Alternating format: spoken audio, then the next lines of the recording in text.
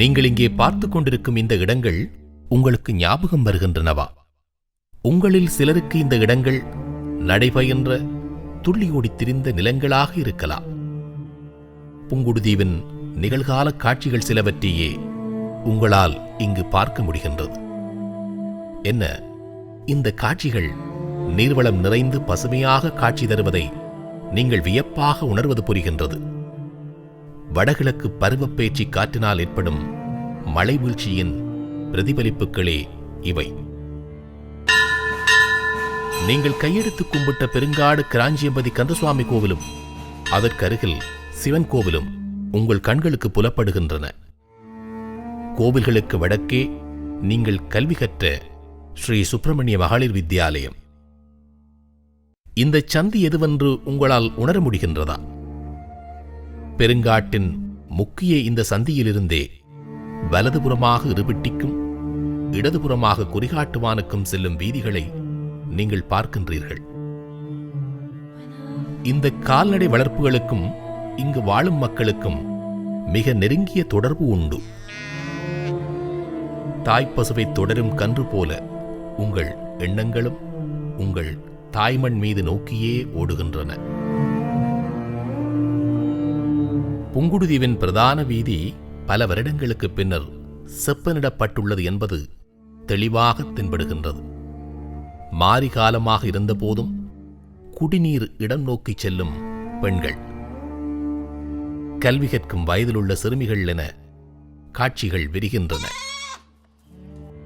மழைநீர் தேங்கியுள்ள தாழ்ந்த நிலப்பகுதி, சந்தைப்படுத்தலில் பின்தங்கியுள்ள விளாம்பழங்கள், ஓலைகள் செறிவாக உள்ள பனைமரங்கள், கைவிடப்பட்ட வர்த்தக நிலையங்கள், இவை புங்குடுதீவின் தற்போதைய பதிவுகள். இந்த கூடுகள் எதற்காக? அவை கோழிகள் வளர்ப்புக்கானவை. வாழ்வாதார உதவியின்றி தவித்த மக்களுக்கு கால்நடை வளர்ப்பு ஒரு வரப்பிரசாதம். இந்த திட்டம் பிரித்தானிய புங்குடுதீவு நலன்புரி சங்கத்தினால் முன்னெடுக்கப்படுகின்றது.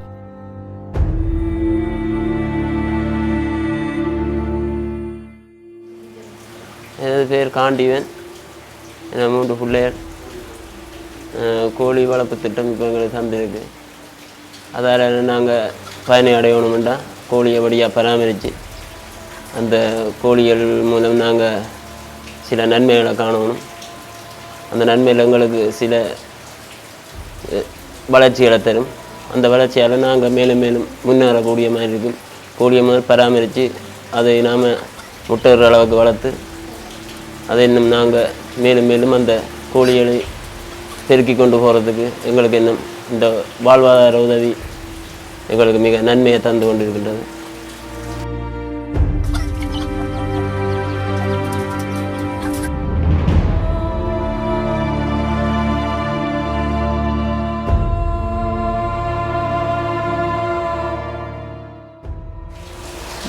நான் புற்றுநோயால் பாதிக்கப்பட்டுள்ளேன். எனக்கு 3 குழந்தைகள். நலன்புரி சங்கம் யூகேயால் வாழ்வாதார எனக்கு உதவி செய்திருக்கிறேன். இதை கொண்டு என்ன நான் மேலோரணுமென்று எனக்கு மீண்டும் மீண்டும் உதவி செய்ய கேட்டுக்கொண்டு அவைக்கு நான் நன்றியையும் கூறிக்கொண்டு எனக்கு இந்த பர்த்தத்துக்கும் உதவி செய்ய கேட்டுக்கொண்டு அவைக்கு நன்றியை கூறிக்கொண்டு விடைபெறுகின்றேன். நன்றி, வணக்கம்.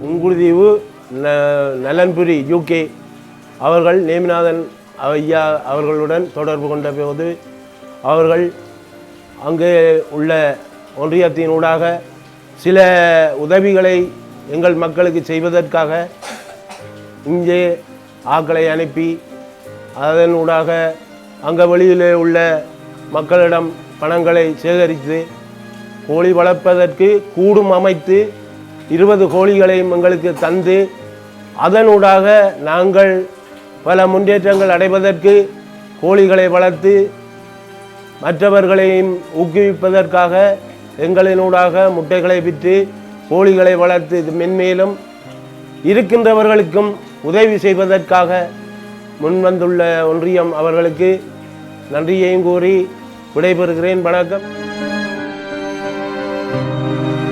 புங்குடுதீவு நலன்புரி சங்கத்தின் பசுமாட்டு வளர்ப்பு திட்டத்தினால் பயன்பெறும் பயனாளி நன்றி தெரிவிக்கின்றார்.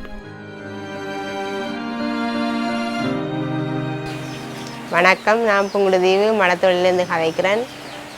என்னுடைய பெயர் மலர். எனக்கு புங்குடுதீவு நலம்புரி சங்கம் யூகேனால் ஒரு பசுமாடு ஒன்று தந்தது. அதில் இருந்து நான் பால் அதை விட்டு பயனடைந்து வருகின்றேன். மிகவும் சந்தோஷமாக இருக்கின்றது. மீண்டும் பசுக்கன்றுகளை பிறப்பித்து நல்ல வருமானத்தை பெற வேண்டும் என்று எனது ஆசையாக இருக்கிறது. புங்குடுதீவு நலன்புரி சங்கம் யூகேயின் உதவியுடன் எங்களுக்கு பசுமாடு தந்ததற்காக எனது குடும்பத்தின் சார்பில் நன்றியை தெரிவித்துக் கொள்கின்றேன்.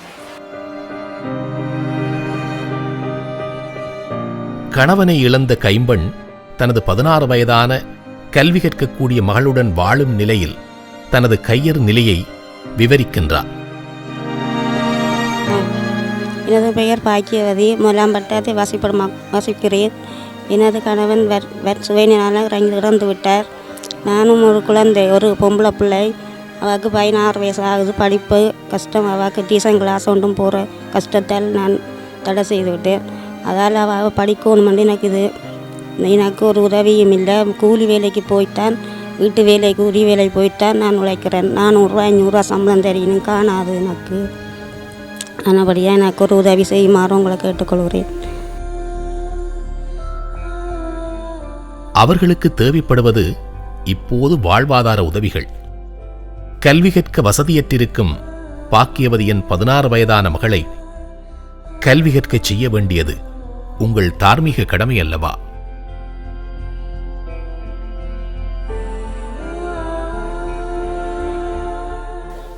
எனது பேர் சங்கரப்பிள்ளை பேரிம்பநாதன். முதலாம் பட்டத்தில் வசிக்கின்றேன். எனக்கு கிட்னியில் வருத்தம், அதில் வேலை செய்ய முடியாது.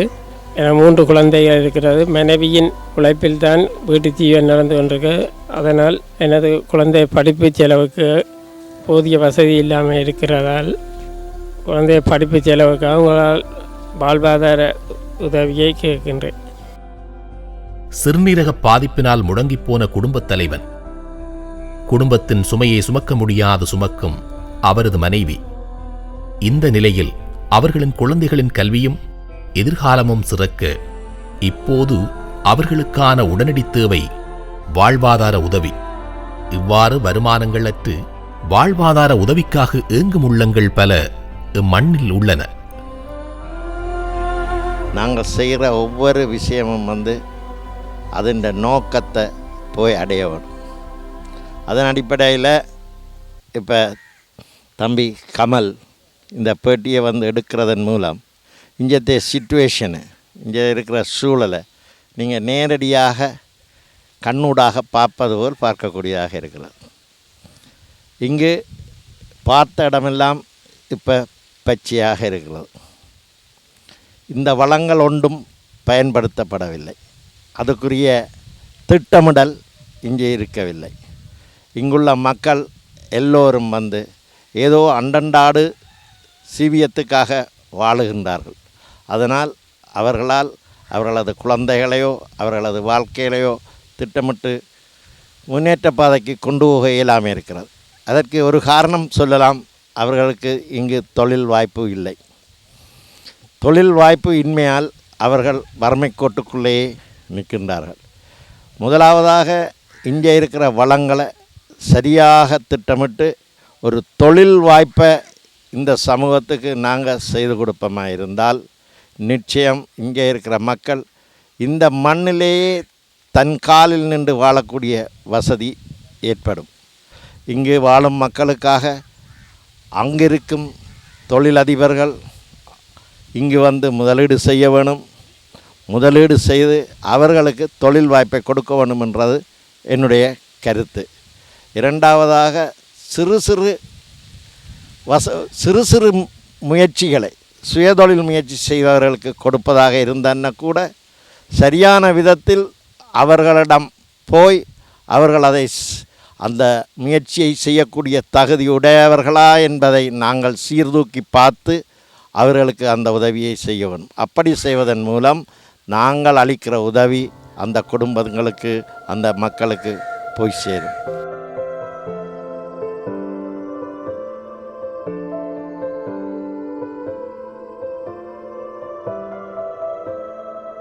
மகாகவி பாரதி சொன்னது போல, அன்னசத்திரம் 1000 வைத்தல், ஆலயம் 10,000 நாட்டல், பின்னருள்ள தருமங்கள் யாவும் பெயர் விளங்கி ஒளிர நிறுத்தல், அன்னையாவினும் புண்ணியம் கோடி ஆங்கூர் ஏழைக்கு எழுத்தறிவித்தல்.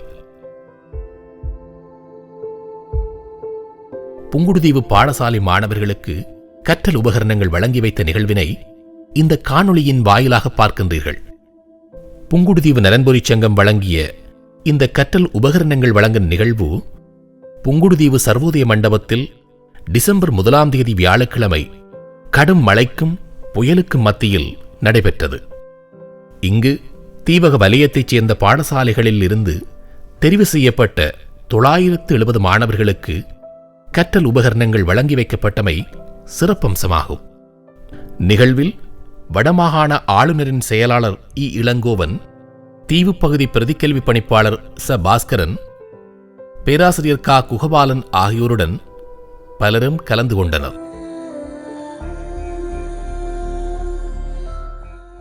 காலத்தால் செய்த உதவி சிறிதெனினும் ஞாலத்தின் மானப்பெரிது என்ற வள்ளுவன் வாக்குக்கு அமைய காலம் கருதிய உதவியினை புங்குடுதீவில் வாழும் மக்களுக்கு உதவிட வாருங்கள். நம் மண்ணின் அழகான இந்த குழந்தைகளினதும் பிள்ளைகளினதும் ஆரோக்கியமான எதிர்காலம் சிறக்க புலம்பெயர் வாழ் புங்குடுதீவு மக்களே, உங்கள் மனங்கள் திறக்கட்டும்.